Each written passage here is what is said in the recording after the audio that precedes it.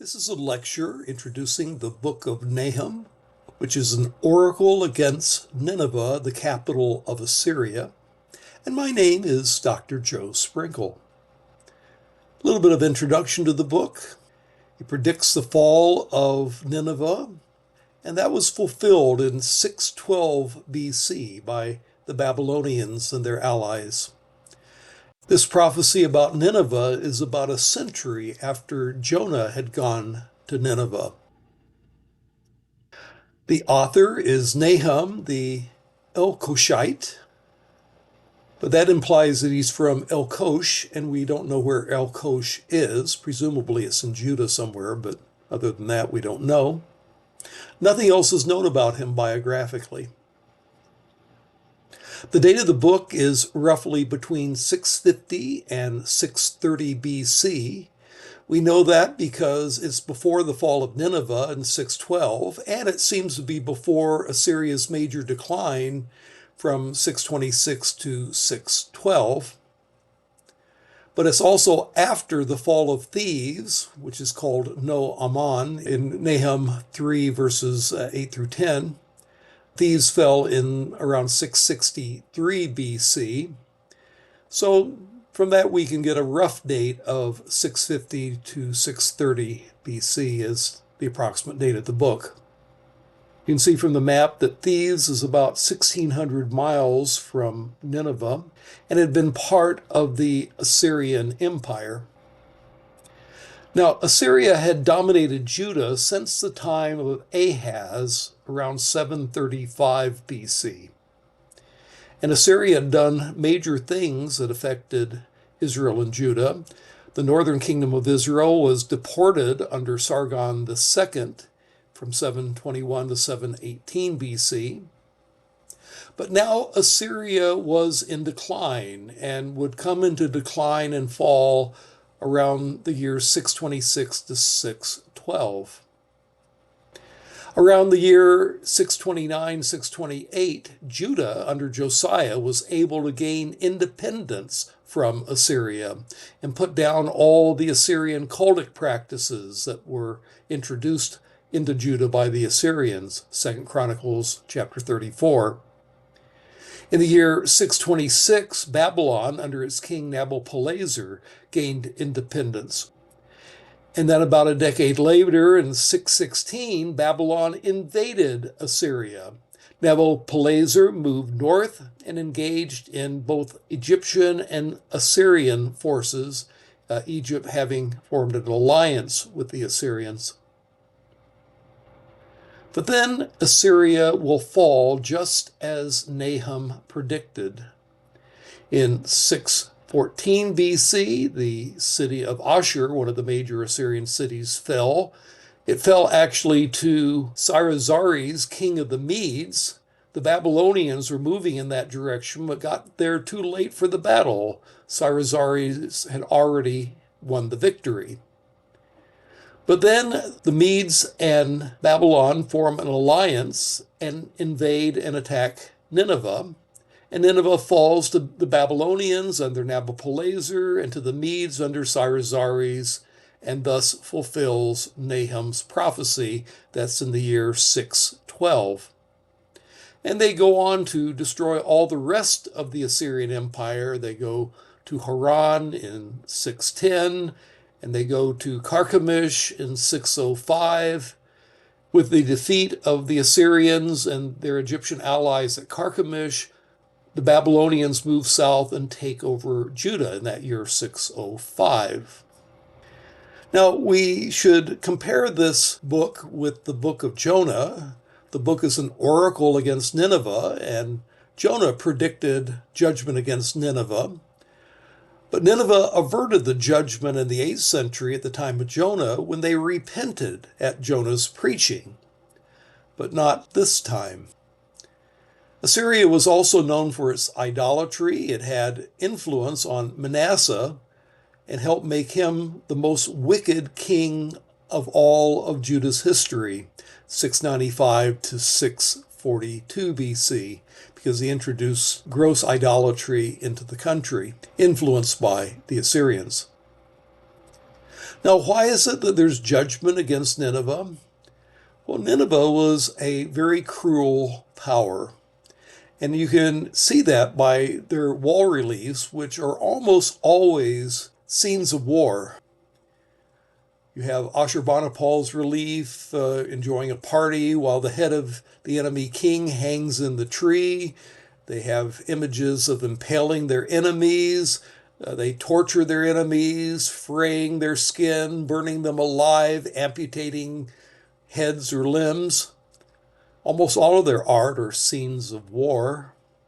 Here's a couple of examples. You have the example on the left of fighting a battle, example on the right where they have the decapitated heads.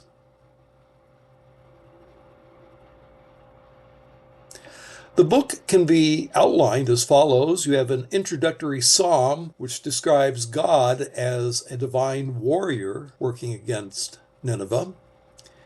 Then it has a prophecy of Nineveh's doom in chapter 1, verse 9 through chapter 2 and verse 2. And then you have the siege of Nineveh in the rest of the book, chapter 2 and verse 3 through 3:19. Now, I'm only going to look at Nahum chapter 1, verses 1 through 8. The rest of the book mostly describes the battle scenes, and you can read through those on your own. The Oracle of Nineveh, the book of the vision of Nahum the Elkoshite. A jealous and avenging God is the Lord. The Lord is avenging and wrathful. The Lord takes vengeance on his adversaries, and he reserves wrath for his enemies. The Lord is slow to anger and great in power.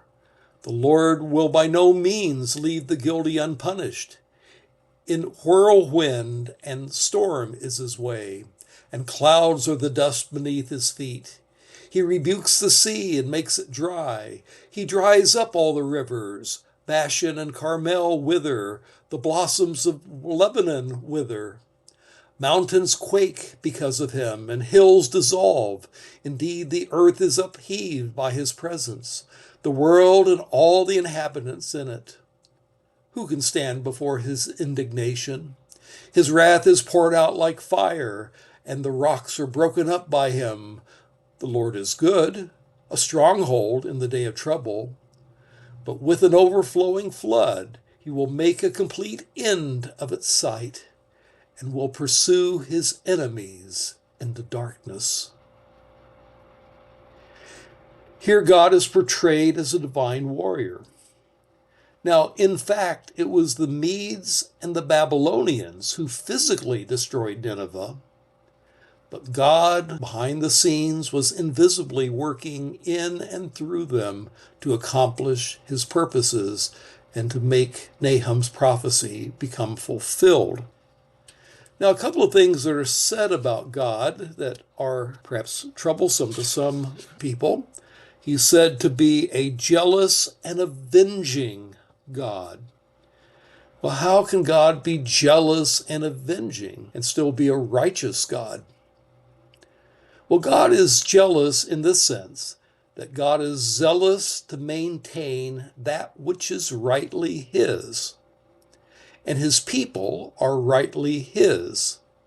And he's jealous of his people, the way a husband might be jealous of a wife. If a man encroaches on a husband's wife, he has the right to be jealous.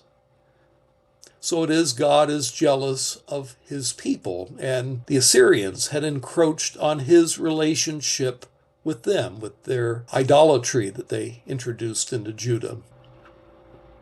He's also said to be an avenging God. Now, by avenging, we don't mean engaging in malicious, arbitrary acts, but God is avenging in the sense of administering retributive justice. And that's what he plans to do for Assyria. He's going to give them what they deserve.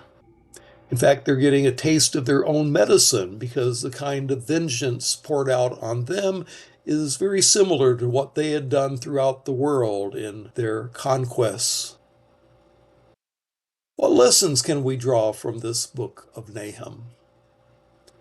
Well, we see in Nahum something of God's holy judgment of sinners. The judgment on Nineveh, you might say, is a type of the ultimate judgment of the wicked in hell. It's good and right for sinners to be properly punished, and ultimately they all will be. The second thing we learn from this book is that invincible evil foes ultimately fall. There's been all kinds of great empires in the past. The Roman Empire, the Babylonian Empire, the Persian Empire. In my own lifetime, the Soviet Empire, which had lasted for many decades, suddenly collapsed. But invincible foes like the Assyrians will ultimately fall. And that can give us comfort when evil thrives. And then we learn that God works through men and history. God, the divine warrior, made war on Nineveh, yet he did so through human agents. It was the Medes and the Babylonians that destroyed Nineveh. Some readers of prophecy sometimes take the language overly literally. God often works indirectly through human agents. Well, that's a brief introduction to the book of Nahum, and my name is Dr. Joe Sprinkle.